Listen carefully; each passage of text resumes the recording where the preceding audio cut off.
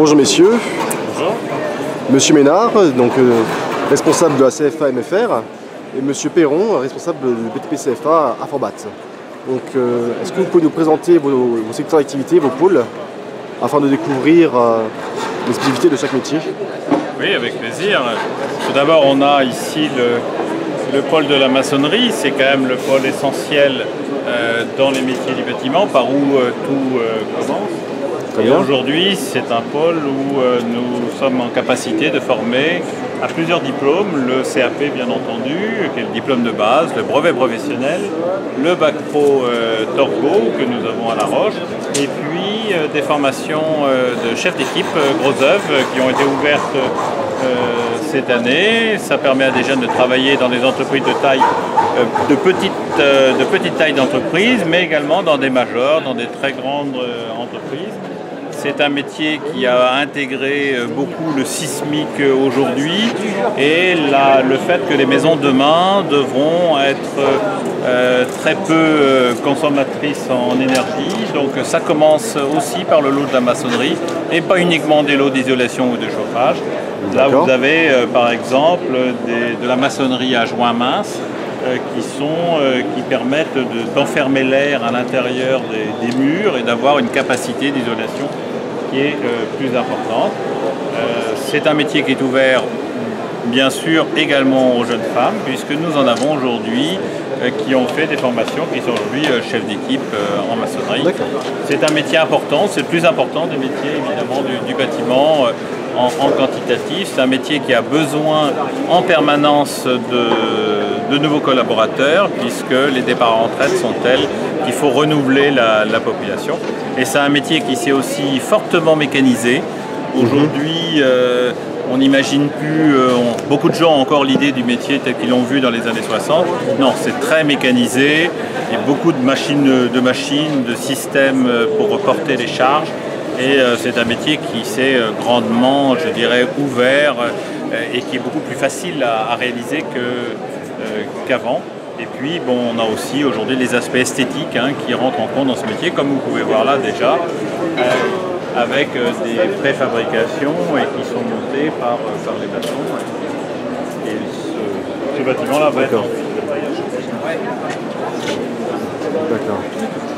un des métiers traditionnels et particulièrement traditionnels dans notre département en Vendée, c'est le double métier aujourd'hui de plâtrier et de plaquiste. Alors plâtrier, ce sont toutes les cloisons intérieures qu'on va pouvoir retrouver dans une maison. Des cloisons qui ont la particularité d'être coupe-feu, des cloisons qui sont donc en terre cuite, qui permettent d'accumuler la chaleur et qui renvoient la chaleur l'été. Et puis des carreaux de plâtre qui peuvent également se faire. La plaque de plaque qu'on appelle placo, mais qui est une marque en réalité, on dit la plaque de plaque. Des plafonds qui peuvent être faits de la même manière, des enduits de plâtre, des enduits grattés, des corniches à l'ancienne également. C'est un métier qui s'apparente aussi à un métier d'art, puisque vous avez énormément de contact avec la matière. Et c'est une matière qui évolue. Donc c'est comme en pâtisserie, avant c'est trop tôt, après c'est trop tard. Donc voilà, c'est un métier. Il n'y a plus que 4 des formations en France qui ont le CAP plâtrier, la mention complémentaire plaquiste et le brevet professionnel plâtrerie et plaque. Et donc à La Roche-sur-Yon, nous avons cette formation-là.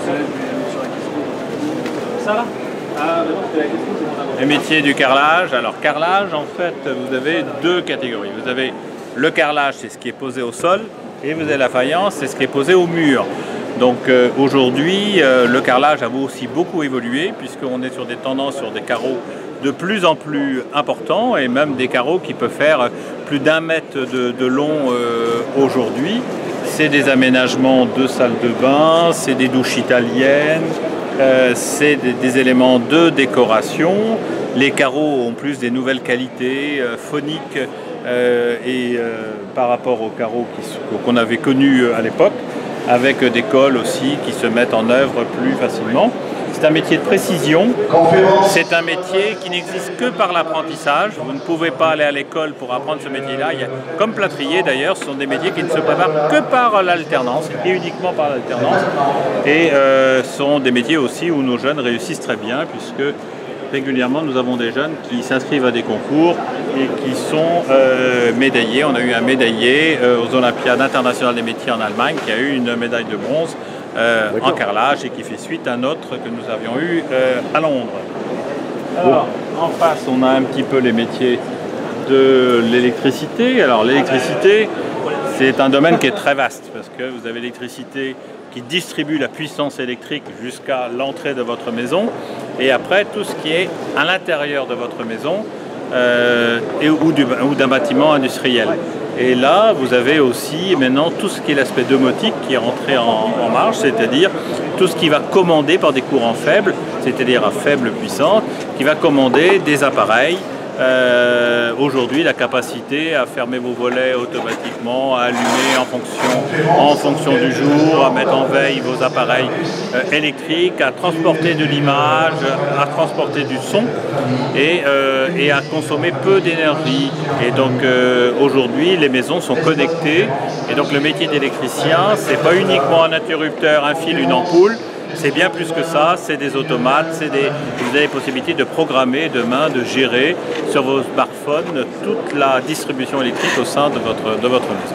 Donc cette formation approche également toutes les nouvelles technologies.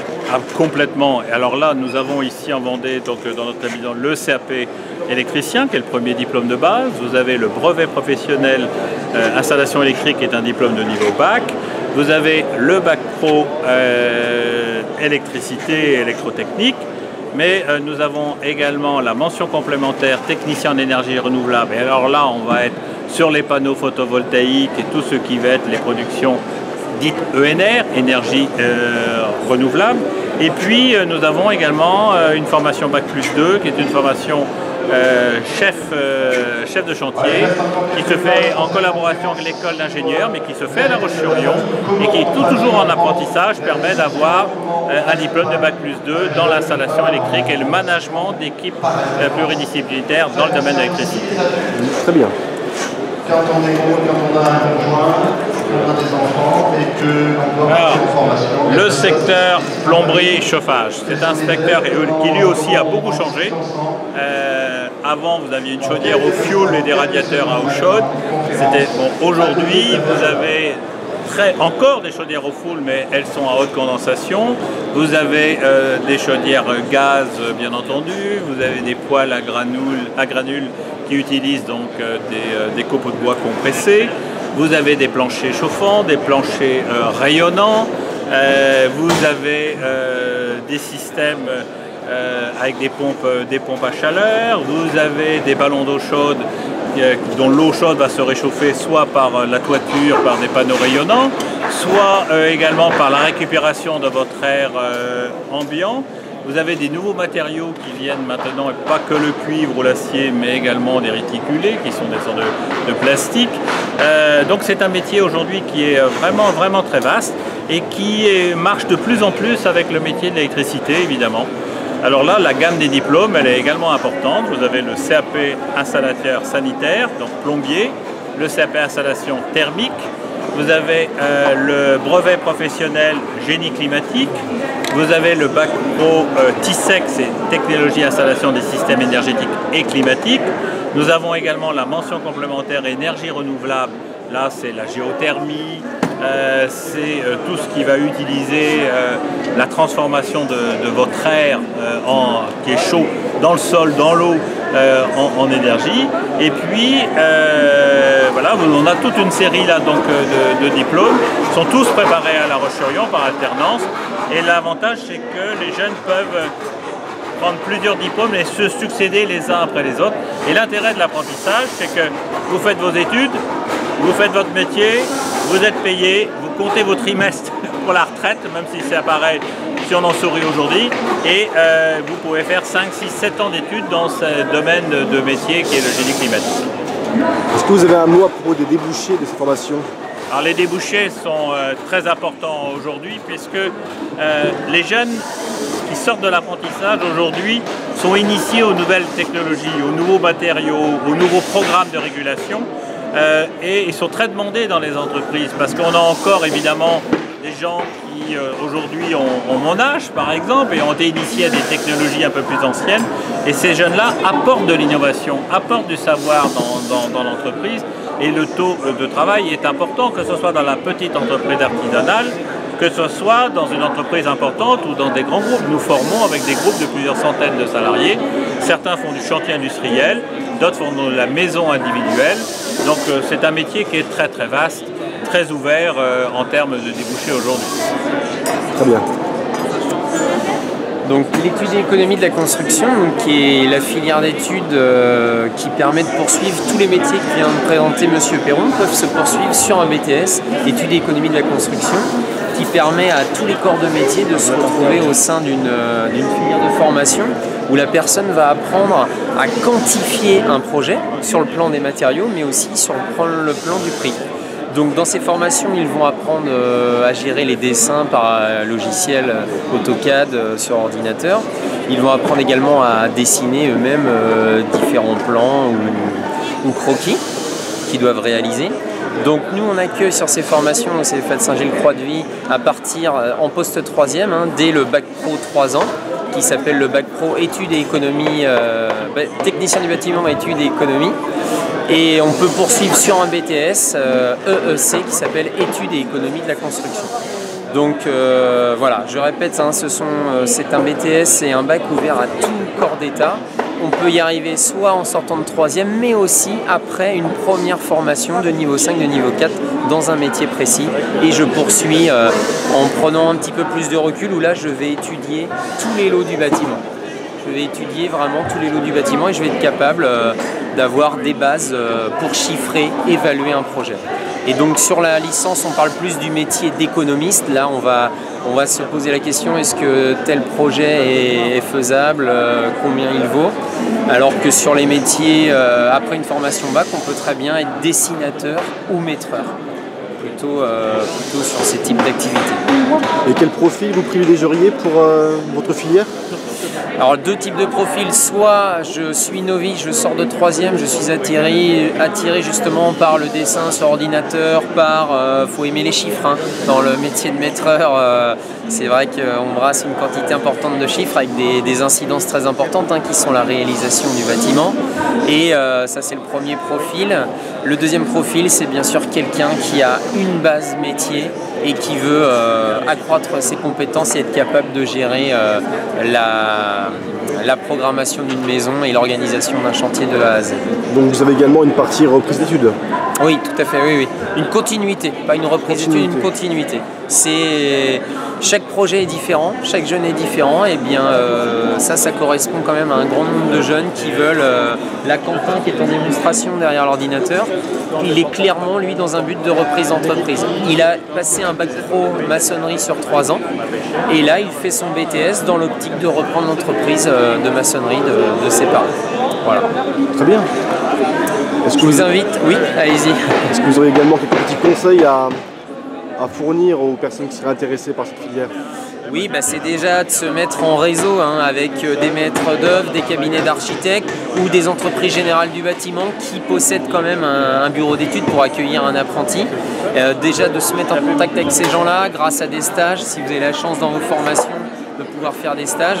Et puis bien sûr de venir nous voir au CFA de Saint-Gilles-Croix-de-Vie, on vous accueillera, on vous conseillera et on essaiera d'ajuster au mieux face à votre projet. Tout à l'heure je parlais de continuité de métier, donc là à côté de nous on a l'excellence, je vais vous inviter à me suivre, on a l'excellence du métier avec 2 candidats à l'Olympiade nationale des métiers. On va faire le tour. On aura plus de temps. Donc je vais commencer par la candidate, de Saint-Gilles-Croix-de-Vie et M. Perron pourra enchaîner avec son électricien. Donc Justine Bossard ici présente, jeune fille qui a réalisé donc un CAP par apprentissage en 2 ans. Ensuite elle a continué sur un BP par apprentissage également en 2 ans, peinture décoration. Et elle, pareil, dans ce projet de BTS, elle a voulu aller voir un petit peu plus largement la facette du métier bâtiment. Donc elle a poursuivi sur le BTS études économie de la construction. Donc là, elle est en première année. D'accord. Mais je reviens à notre objet même de l'Olympiade. Cette jeune fille va aller représenter la région Pays de Loire à Strasbourg le 25 janvier 2015. Et si elle a la chance de gagner, direction Sao Paulo au Brésil pour représenter la France. Donc on lui souhaite le meilleur ainsi qu'à son camarade électricien que M. Perron va vous présenter. Alors c'est Vivien Mornay qui lui aussi va représenter les Pays de la Loire à la finale française des Olympiades. Alors en fait il s'inscrit dans une longue tradition puisque ça va être le 4e jeune que nous avons formé qui ont déjà gagné les Olympiades et ont été au niveau mondial. On a eu des jeunes à Séoul, on a eu des jeunes à Calgary, on a eu des jeunes à Londres. Et voilà, et donc là on a 3 jeunes qualifiés pour la finale française, dont Vivien qui lui a fait un CAP et est en brevet professionnel. Il est simplement en 2e année professionnelle. Il est très jeune et alors que les autres candidats ont largement 2 ans plus que lui, sont généralement en BTS.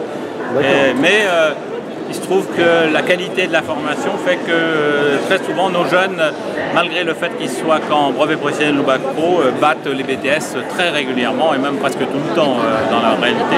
Donc là c'est le haut niveau, il ne s'agit pas d'avoir la moyenne, il s'agit d'être le meilleur français. C'est un concours comme les Olympiades des métiers, ça dure 3 jours. Et voilà, c'est noté par des professionnels et des meilleurs ouvriers de France, c'est très difficile.